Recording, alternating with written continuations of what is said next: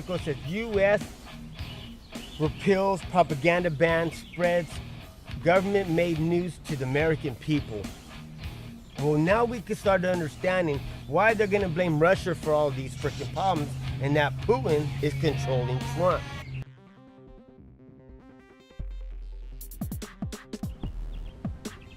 What's going on, people? It's your boy Charlie in the Box, the patriotic miscreant. What I'm going to have my box today is going to be, why does it look like the United States government wants to pick a fight with Russia so bad?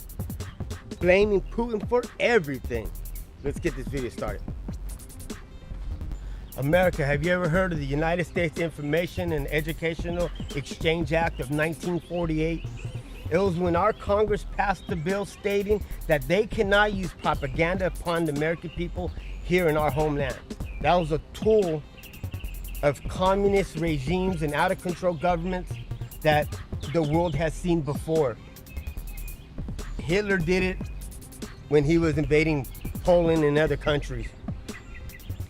The communist Chinese did it, and they're the ones that coined the phrase fake news. Because whenever somebody didn't agree with the policies of the communist government controlling their citizens' freedom of speech, well, they were dealt with and they were disposed of. Well, that's the exact same thing was happening in America today. When on July 14, 2013, foreignpolicy.com puts out an article that says U.S. repeals propaganda ban, spreads government-made news upon the American citizens.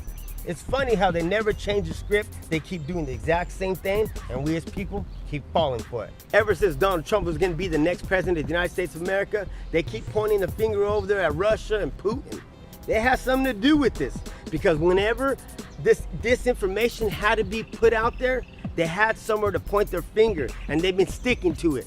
Well, let's fast forward to November the 3rd of 2016. Infowars.com put out an article that says, breaking bombshell, NYPD blows whistle on Hillary's emails, money laundering, sex crimes with children, child exploitation, pay to play, and perjury.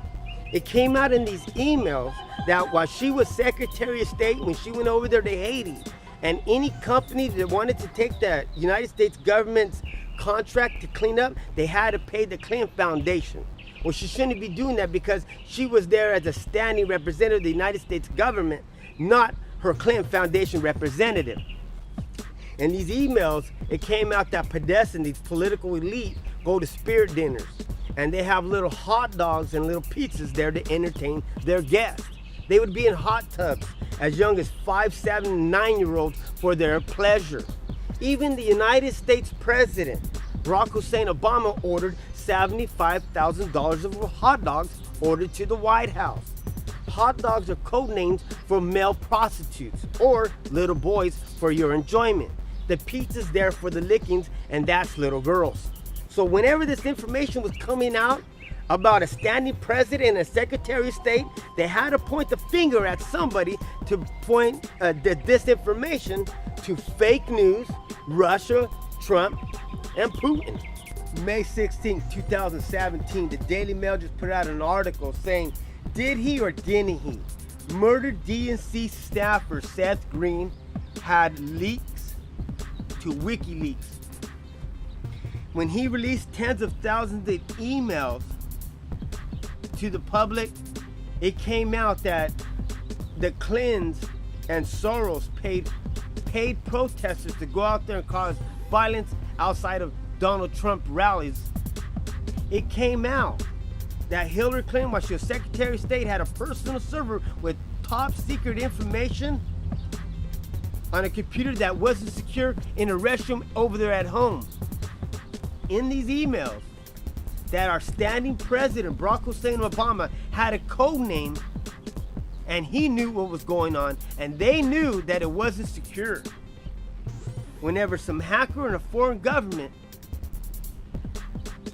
had the avenue to get all the information that's supposed to be confidential, but they did it on purpose. So when it came out in these emails that there was an investigation going on and the news hit, the Clintons went and what? They bleached their servers. They went and smashed their phones with hammers. They were hindering an ongoing investigation tampering of evidence. I guess we were lucky that Wiener had that computer sitting over there at home. But you ever notice that investigation, it still ain't went nowhere. But they're still trying to pump that information that Donald Trump has links to Russia.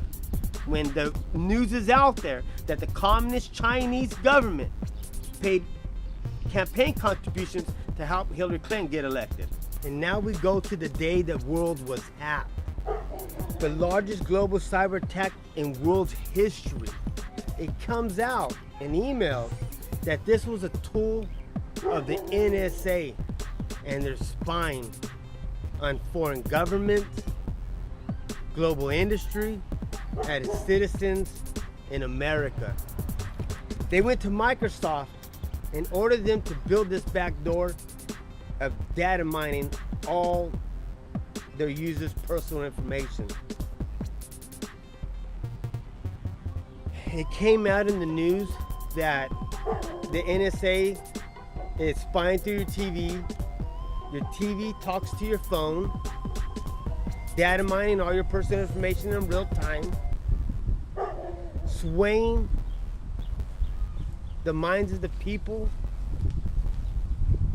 of citizen of disobedience, and to delegitimize Trump's presidency, saying today that Russia still has a hand in America's political atmosphere today in our country. When the American people come to the realization that we do not have a standing government that is doing the bidding of the American people, they're not serving our interests. Well, I wonder why they lifted the ban of using propaganda upon the American citizens. Because they need to keep us deceived and lied to in order to put this global governance together. This is social engineering at its finest, and it's just apparent if you knew what you're looking at. When we have the social and economic collapse of America and the world, well, they have to stop the flow of information and lock your computers. You're not going to be able to go to the bank. You're not going to be able to get your information from the World Wide Web because of net neutrality. And they're going to control the citizenry. They're beta testing this atmosphere right now in Venezuela. It's apparent if you just knew what we were looking at. It's apparent that we're being used as useful idiots today in America. And as long as we choose to believe the propaganda being put out of Hollywood and our political elite, these globalists that want a global governance, well, we'll be useful idiots. We're going to be pawns in this game. But at some point, we as people have to come to the realization of what's happening today in the world. That a loss of our liberties are for mankind. And a global governance is right around the corner. And as long as we as average people choose to continuously ignore the obvious, that we're being thrown under the bus, and believe all the lies coming out of the mainstream media, well, we play into our hands. I mean, their hands. There's some crazy stuff that's going on behind the scenes, and it's just apparent if you knew what you were looking at. If you knew how to read the writing on the walls. Well, in order to do that, you got to do your own homework or research to really understand, to get through this fog. I would say if you really want to know a little bit about your country, people in America, read a book called The 5,000-Year Leap. After reading that one, read another one called Liberty Secrets. If you want to know about why your governments are throwing you under the bus and their political elite and the elite that come with industry and entertainment, why they do what they do as to undermine us and to deceive us, well, you got to pick up a book called Satan, Prince of This World by William Guy Carr. All right, I'm gonna have to stop now because my battery in my GoPro has went out and I have to pull out this old camera. You can see the quality difference. But I never want you guys to believe any of the content and the information that I'm gonna share with you guys on these videos. But I believe who else but not this messenger to get people to look at things in a totally different way. We as Americans consciously know that our media isn't doing us justice and they're not telling us all the truth. We know that our government officials are throwing us under the bus and they don't have our best interest in mind. So if I could be a stepping stone to get you guys to look over this wall, well, I'm gonna do it. I advise you guys, since we still don't got no net neutrality, go to drudgereport.com and start researching stuff yourself and looking it up. Pick up a book. I would say pick up a book and gather knowledge so you could be a well-informed individual so we could invoke change. See, if the people don't know the truth, it's not really our fault. But if we educate and empower the individual, we can empower the community, and then we can evoke change. But it's gonna be God-willing people willing to do the right thing, because the right thing needs to be done at this point in time. Because future generations will look back at these days and say, what was going on and why were the people so complacent or so entertained with their lives that they believed the propaganda that was being put out by their mainstream media and by their government. A narrative story that tell them things that are just gonna be all right when they knew the opposite. When we have a national debt at $20 trillion, we have a national unfunded liability debt at $200 trillion. We have a student loan debt of $200 trillion. That's a national debt as an American people. That's over $420 trillion. To me, that sounds like a life of no accountability. Well, in the world that I live in, there's accountability. Is it in yours? So if you're not gonna do everything in power to restore your life, liberty, and this country, you're gonna do everything in power to destroy all three. Charlie in the Box, the patriotic miscreant, and I'm out. Hello there. Watch Charlie in the Box before he's sent to a re-educational camp.